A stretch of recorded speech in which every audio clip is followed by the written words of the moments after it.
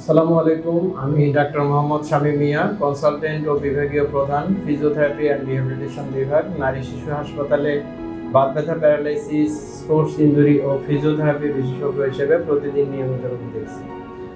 দর্শক, আমরা আজকে একজন রোগীর সাথে কথা বলবো। ওনার নাম শফিকুল ইসলাম, ওনার বয়স 45। তো উনি আমাদের এখানে মূলত কোমর ব্যথা নিয়ে চিকিৎসা নিতে আসছে।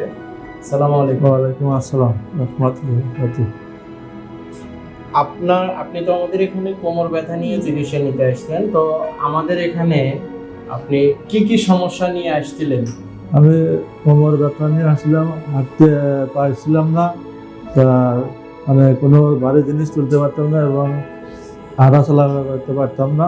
হাঁটা চলাফেরা করতে কষ্ট হতো। তো আমাদের এখানে নারী শিশু হসপিটালে ফিজিওথেরাপি ডিপার্টমেন্টে এসে ফিজিওথেরাপি চিকিৎসা নেওয়ার পর আপনার এখন কি অবস্থা? এখন আলহামদুলিল্লাহ ব্যথা কমে গেছে, এখন উঠতে পারি, বসতে পারি, আর কোনো সমস্যা নাই। আচ্ছা, মানে যে সমস্যাগুলো যে নিয়ে সমস্যা আসছিলেন, আলহামদুলিল্লাহ সেই সমস্যাগুলো নাই। দর্শক, আপনারা আমাদের পেশেন্টের মুখেই শুনলেন যে উনি কি কি সমস্যা নিয়ে আসছিল এবং তার কি কি সমস্যাগুলো সমাধান হয়েছে।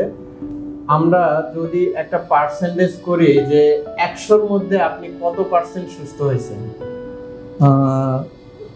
80% সুস্থ হয়েছে, আর কিছু আচ্ছা। দর্শক, উনি 100%-এর মধ্যে 80% সুস্থ হয়েছে এবং ওনার একটা নির্দিষ্ট ডোজ দেওয়া হয়েছে, যার বাকি আছে, কিছুদিন বাকি আছে। তো ওইটা পুরোপুরি কমপ্লিট করলে আলহামদুলিল্লাহ উনি 100% সুস্থ হবে।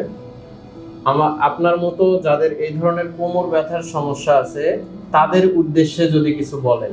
মানে এই ধরনের সমস্যা যাদের আছে তারা অবশ্যই এই জায়গায় চলে আসবেন, নারী শিশু হাসপাতালে ফিজিওথেরাপি দেওয়ার জন্য। দর্শক, যাদের এই ধরনের সমস্যা আছে বা ব্যথাজনিত ঘাড়ে এবং কোমরে ব্যথার সমস্যা আছে, তারা দেরি না করে আমাদের নারী শিশু হসপিটালের ফিজিওথেরাপি অ্যান্ড রিহ্যাবিলিটেশন বিভাগে এসে ফিজিওথেরাপি চিকিৎসা নেবেন।